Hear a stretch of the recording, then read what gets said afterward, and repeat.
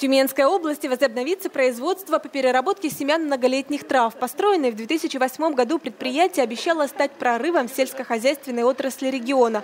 Но задача осталась невыполненной, а дорогостоящее оборудование ждало новых инвесторов.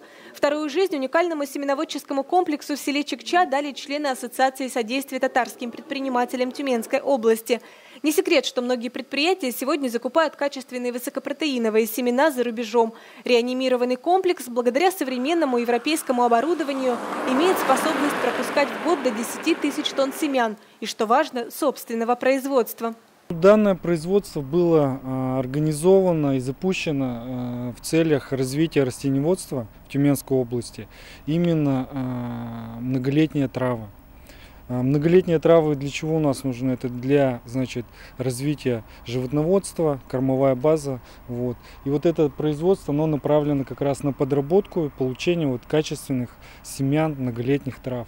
Единственное в области семеноводческое предприятие способно обеспечить качественными сортами трав весь Уральский федеральный округ. В планах на этот год увеличить посевные площади и создать питомник по размножению многолетних трав.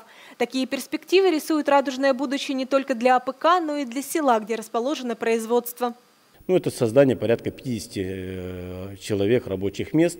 И помимо этого возникают сопутствующие, малые формы хозяйствования или малые формы предприятий.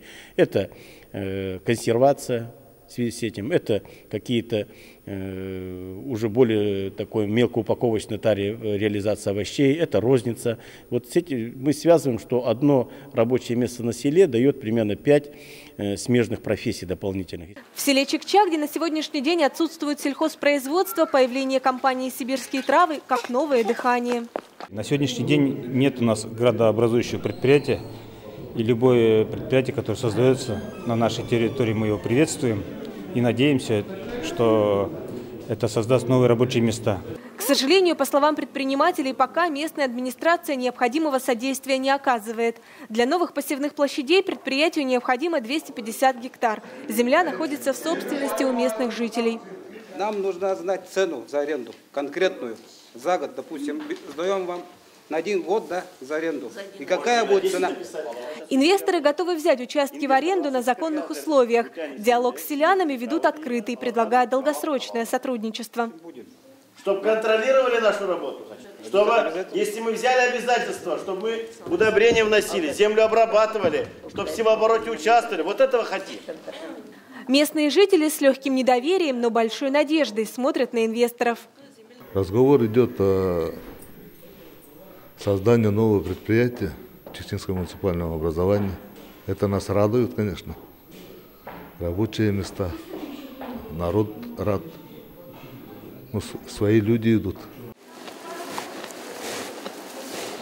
После того, как 7 лет назад ферму в селе Киндер выкупил татарский предприниматель, местные жители тоже сомневались.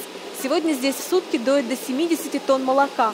Современное оборудование, автоматизированные доильные аппараты, создаются новые рабочие места, своевременно выплачивается заработная плата. Анжела Бакиева рассказывает, за 7 лет жизнь изменилась полностью. Конечно, изменилась в лучшую сторону. И зарплата больше стала, и рабочие места появились, что хорошо. И люди приезжают с других деревень, что приезжают, что работать.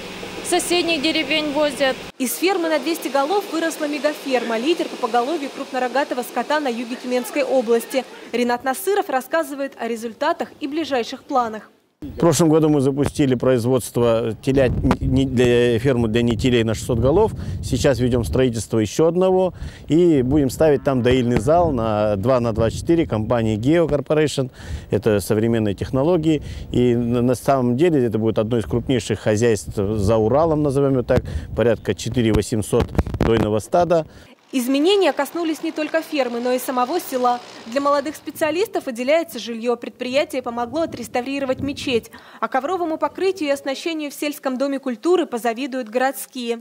Раньше у нас была одна кулиса, которая закрывалась просто так, задергивалась. Об экране мы могли только мечтать, то есть мы не могли ни фильмы смотреть, ни какие-то презентации показывать. Этого ничего у нас не было. Сейчас у нас замечательный экран. К нам приходит детский сад, к нам приходит школа. Мы можем смотреть мультфильмы. Вкладывать инвестиции не только ради прибыли, но и для благополучия села – один из принципов Ассоциации содействия татарским предпринимателям Тюменской области. София Хайруллина, Рамиль Нигматуллин, ТНВ, Тюменская область.